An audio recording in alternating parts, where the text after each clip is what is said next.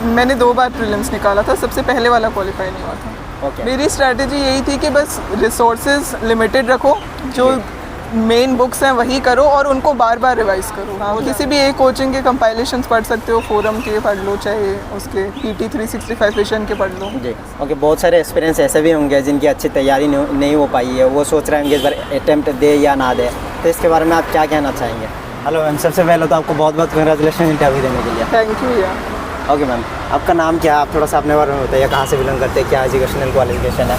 मेरा नाम विनीता चौधरी है, मैं जयपुर राजस्थान से हूँ और मैंने BA इकोनॉमिक्स ऑनर्स और मास्टर्स इन इकोनॉमिक्स किया है। ओके, ये आपका कौन सा अटैम्प्ट था? UPSC में ऑप्शनल क्या था और मीडियम क्या है? ये मेरा 3rd अटेम्प्ट है UPSC में और मेरा ऑप्शनल इकोनॉमिक्स है और मीडियम इंग्लिश है। मीडियम इंग्लिश है। हाँ। 3rd अटैम्प्ट है और पहला इंटरव्यू है शायद? हाँ, पहला इंटरव्यू है। ओके, कैसा रहा एक्सपीरियंस और कैसे कैसे सवाल आपसे पूछे हैं? बहुत ही अच्छा एक्सपीरियंस था और क्वेश्चंस भी काफ़ी डाइवर्स थे, डैव से भी रिलेटेड थे, करंट अफेयर्स के भी थे और उसके अलावा भी काफ़ी कुछ ऐसे डाइवर्स क्वेश्चंस थे फैक्ट बेस्ड। ज़्यादातर क्वेश्चन से कहाँ से पूछे गए, डेव से या फिर करेंट इश्यूज़ पे?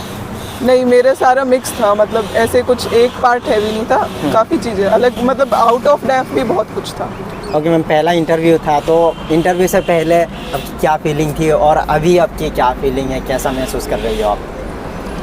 सबसे पहले तो एक रिलीफ है कि इंटरव्यू ख़त्म हो गया है और अच्छा भी गया है, तो अच्छा ही लग रहा है। तो इंटरव्यू से पहले आपने मॉक इंटरव्यूज़ भी दिए होंगे, उसका कोई फ़ायदा मिला आपको? बस एक तरीका आ जाता है बोलने का और तो कुछ नहीं, मतलब क्वेश्चन तो नहीं रिपीट हुए थे, एक एक्सपीरियंस हो जाता है बस, उससे पहले और कुछ नहीं। ओके मैम, ये आपका 3rd अटेम्प्ट था, बाकी ये बताएंगे प्रीलिम्स आपने कितने बार निकाली है?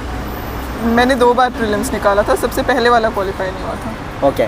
इस बार का प्रीलिम्स की अगर बात करें तो 2023 वाला प्रीलिम्स जो है काफ़ी टफ था, उसके बावजूद भी आपने क्रैक किया, तो क्या स्ट्रेटेजी थी आपकी? मेरी स्ट्रैटेजी यही थी कि बस रिसोर्सेज लिमिटेड रखो, जो मेन बुक्स हैं वही करो और उनको बार बार रिवाइज करो, वो ज़्यादा इम्पोर्टेंट है। अच्छा, CSET के लिए कोई स्पेशल तैयारी की थी आपने इस बार? नहीं, मेरा मैथ्स बैकग्राउंड है तो मैंने CSET नहीं पढ़ा था। ओके, CSET के लिए कितने साल की PYQs वगैरह आपने एनालिसिस किया था? लास्ट 5-10 ईयर्स के कर लेने चाहिए सबको, मतलब जिसको जहाँ श्योरिटी होती है जिस सब्जेक्ट में, वो आप छोड़ भी सकते हो, बाकी एनालिसिस ज़रूरी है। अच्छा, करंट अफेयर्स में काफ़ी ज़्यादा कंफ्यूजन है, करंट अफेयर्स के लिए क्या सोर्सेस आपने पढ़ा था? मैंने डेली न्यूज़पेपर रीड किया था। और मैगज़ीन वगैरह?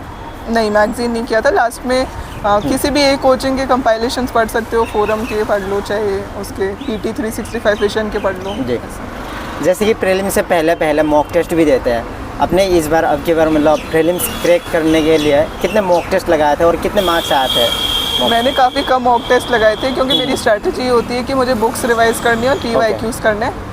मैं टेस्ट कम लगाती हूँ, बस ये होता है कि आप 2 घंटे में पेपर कंप्लीट कर पा रहे हो, उसकी प्रैक्टिस करने के लिए 9-10 टेस्ट लगाने होते हैं। जी। अच्छा, ज़्यादा इंपॉर्टेंट क्या है, PYQs या फिर mock test? PYQs obviously. PYQs। हाँ जी। ओके, तो प्रीलिम्स और मेंस के लिए आपने कितने साल की PYs देखी? प्रीलिम्स के लिए भी लास्ट 10 ईयर्स के और मेंस के भी 7-8 ईयर्स के किए थे।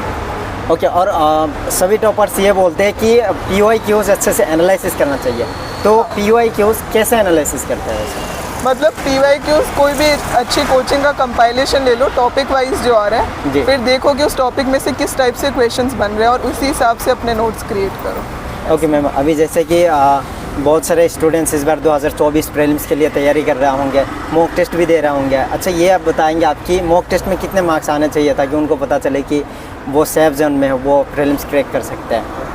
देखो, मॉक और मेन जो एग्ज़ाम होता है उसमें बहुत डिफरेंस होता है। यस। तो इसलिए मतलब 70 से ऊपर कुछ भी है तो घबराने की ज़रूरत नहीं होती, क्योंकि काफ़ी बच्चे ऐसे होते हैं जिनके मार्क्स कम होते हैं मॉक में, बट मेन एग्ज़ाम में अच्छे होते हैं। ओके, बहुत सारे एक्सपीरियंस ऐसे भी होंगे जिनकी अच्छी तैयारी नहीं हो पाई है, वो सोच रहे होंगे इस बार अटैम्प्ट दे या ना दे, तो इसके बारे में आप क्या कहना चाहेंगे?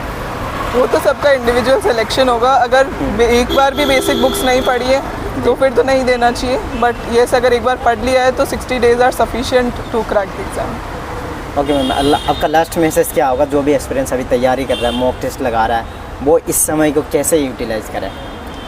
जो एक्स्ट्रा 20 डेज मिले, मुझे लगता है कि रिवाइज करने के लिए ही उसको यूटिलाइज करना। ओके, एक बार मेंस आंसर राइटिंग के लिए बात कर लेते हैं, क्योंकि जो मेंस का मार्क्स है वही मेन होता है, है ना, तो उसके लिए क्या स्टडीज़ थी मेंस का? मेंस में PYQs को ज़्यादा सॉल्व करो, ब्रेनस्टॉर्मिंग करो बैठ करके, नहीं कि कितने कैसे क्वेश्चंस करने हैं, वो ज़्यादा इंपॉर्टेंट। एक वैल्यूएबल आंसर लिखने के लिए मार्क्स ज़्यादा पाने के लिए क्या क्या मतलब पॉइंट उसमें ऐड होना चाहिए? वैल्यू एडिशन तो हमेशा इंपॉर्टेंट होता है, हर पॉइंट के ऊपर आप एग्जाम्पल दे करके नहीं या फिर कोई केस दे करके नहीं सफाइस करेंगे तो फिर वो ज़्यादा अच्छा इम्पैक्ट डालेगा। ओके, अच्छा बात करें अगर प्लान बी के बारे में, क्या कहना चाहेंगे? बहुत सारे एक्सपीरियंस ऐसे होते हैं जो इंडिविजुअली तैयारी करते हैं जिनके फाइनेंशियल वीक होता है, क्या प्लान बी लेकर चलना चाहिए? सबका अपना अपना होता है। देखो किसी को अगर मेंटल ये होता है कि प्लान बी लेने से आपको स्ट्रेंथ मिलती है, कि आपको डर नहीं रहता है, तो डेफिनेटली आप ले सकते हैं।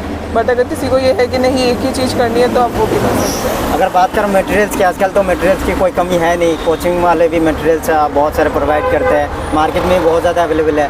आप बताएंगे आप ज़्यादा टेक्स्ट बुक में रिले करते थे या फिर ऑनलाइन मटेरियल्स पे? मैं टेक्स्ट बुक्स पे ही रिलाई करती थी। कोई ऑनलाइन प्लेटफॉर्म आपने यूज़ नहीं की? नहीं ऐसा नहीं है। ऑनलाइन प्लेटफॉर्म जैसे IAS बाबा के क्वेश्चंस होते जी। हैं, फोरम का ऑनलाइन टेस्ट सीरीज़ का मटेरियल था, वो सब तो ज्वाइन किए ही थे।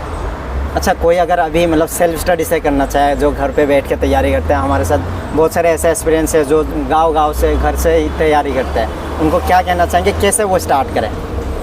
स्टार्ट करने का तो यही है, जो बेसिक बुक्स हैं वो लेकर के आके पढ़ना स्टार्ट कीजिए और धीरे धीरे अंडरस्टैंडिंग बनती जाती है। जो नहीं समझ आता टॉपिक को यूट्यूब से पढ़ लें, तो ऐसे करके नहीं हो जाता है। ओके, चलिए मैम, आपको बहुत बहुत धन्यवाद और बहुत बहुत कंग्रेचुलेशन। उम्मीद करेंगे आपका सिलेक्शन हो जाए। Thank you sir.